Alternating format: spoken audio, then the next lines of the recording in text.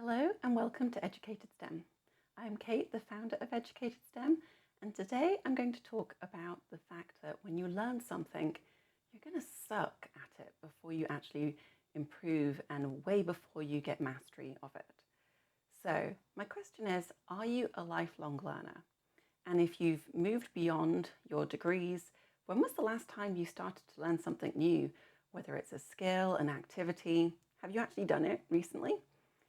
Was it frustrating when you started doing something? Because let's face it, you are going to be really good at something. So, whether it's a skill or your job, there is something that you would probably take great pride in doing. And you might have a hobby or activity that you've been doing for many years and you're very, very good at it. So, when you start something new, it's really difficult to actually go through that painful, sucky part where you're just learning. You're not good at it, but you need to persevere in order to then improve and way before you get to mastery. So, have any of you read Malcolm Gladwell's book Outliers? If you haven't, then you've probably heard one of the statistics that he mentions in it, because he states it takes 10,000 hours of intensive practice to achieve mastery of a complex skill. So maybe that's learning how to play the violin or to become a professional sport person, whatever it is. How long is 10,000 hours? Because, I mean, that's just an abstract number to me. That is 416.66 recurring days of continuous practice. Now, obviously, you're not going to spend 24 hours a day for 417 days doing it. So maybe you're willing to put 8 hours of practice in a day, every day. So we're not taking any weekends. That's still 3.42 years before you've mastered something. Now, what he also mentions in that is that's basically 10 years of, average practice. So not 8 hours a day, not trying to do as much as you physically can before you master something.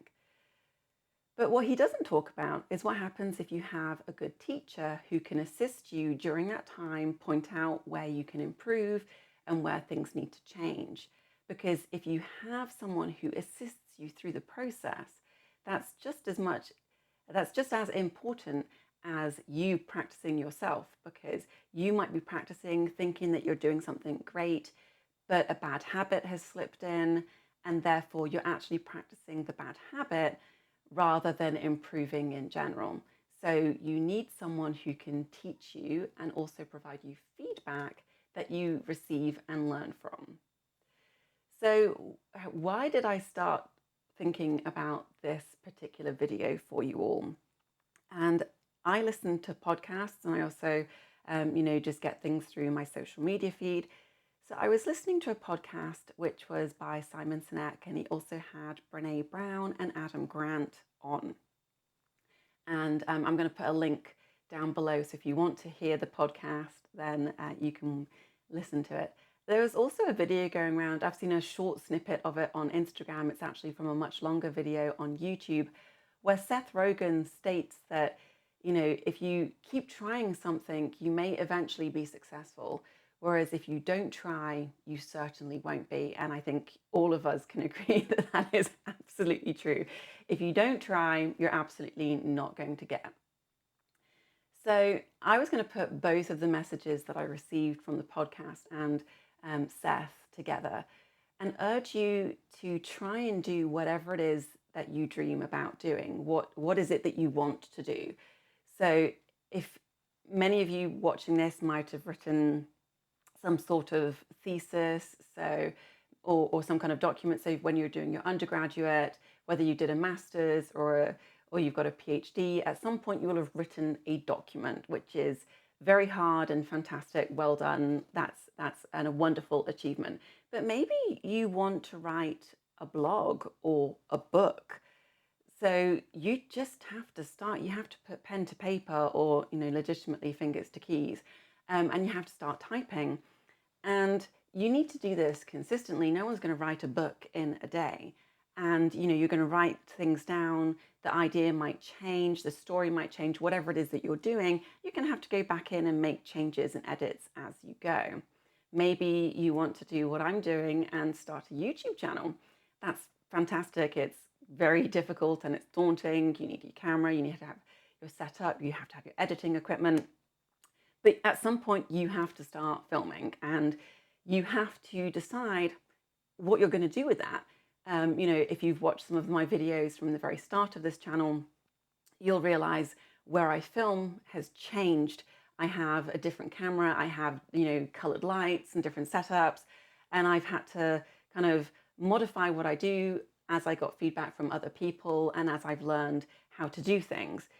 But, if I'd spent 10,000 hours filming before I actually started the YouTube channel and put it up, then yes, my very first video, maybe in 10 years' time, might be perfectly edited.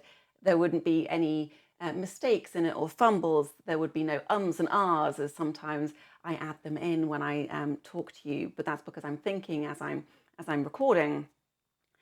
And so, the question is, when do you then let things go into the world? Because I absolutely haven't spent 10,000 hours doing the videos or the editing or anything like that. But I'm learning as I go, and hopefully I'm improving. Maybe you want to become an amazing dancer, at which point you need to start dancing lessons. You need to take critique from, your dance instructor. You need to learn how to dance with multiple partners, things like that. Whatever it is that you want to do, I want you to encourage to start, because the sooner you start, the sooner you improve. But the problem is, when you start, you're going to have to suck. Okay. My first videos, I tried very hard, but I hope the ones that I'm making now are better. I hope you agree with that. But, I was brave and I hit upload, and then I hit publish, and they were out in the world. And so whatever the equivalent of that is for you, then you need to start. And the worst thing is that as you start and as you go, you're going to get feedback from people, and it might lead you to have imposter syndrome. If it's with dancing, why am I doing this? I've got 2 left feet, I can't do it. I'm never going to be good enough. I'm never going to be whatever level that you want. Don't listen to those voices. Everybody who is good at something has had to start somewhere, and they've sucked. Nobody picks up a tennis racket and automatically goes and wins Wimbledon the next week. That isn't a thing. You see people who are like, oh, these people are overnight successes. They're not. You just haven't seen their journey to how they became who they are. All of these influencers, they didn't just make one TikTok or Instagram or whatever post and suddenly, voila, they are world famous and earning lots of money. It takes time. You just didn't know it. You just haven't seen their pathway to success. So, you've got to start, and then so you've got to have the courage to start, because just starting a document or a video or a dance lesson, it takes courage. You're starting something new, you're trying something new. You have to believe in yourself, you have to believe in your ability to progress and improve, and at some point you will be where you want to be, but you need to put in a concerted effort in order to do that, and you need to make the effort continuously. So you're not going to write a book if you write today and then again in 6 months and then again in 3 years. That book is going to take a long time. But if you write, I don't know, a page a day, that doesn't sound like an awful lot. I understand, having written things, a page can seem quite daunting. But if you do it repeatedly, if you did a page a day, then that's 365 pages in a year. That's a book. Who's obviously, it needs to be edited and whatever, but if you do it continuously, then you are going to make progress.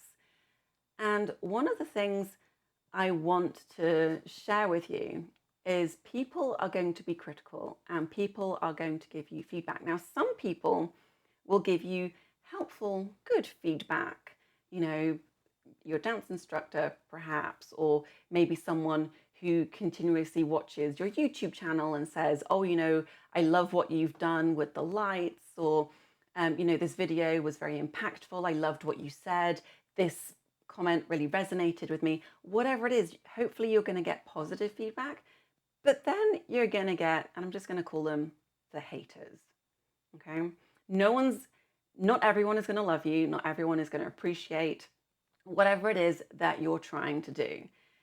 And my thought process is, what are they doing?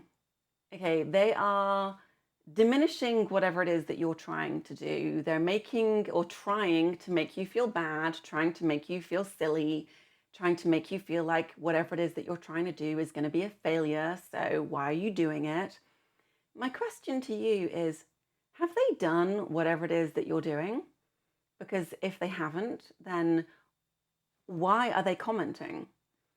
If you're trying to become an amazing ice skater, if you're not Torval or Dean or someone else, I don't want to hear it. Okay? You're just being dismissive and, you're discouraging whomever it is from their dream. What business is it of yours? So if it's not costing you any money or anything like that, then I don't want to hear it.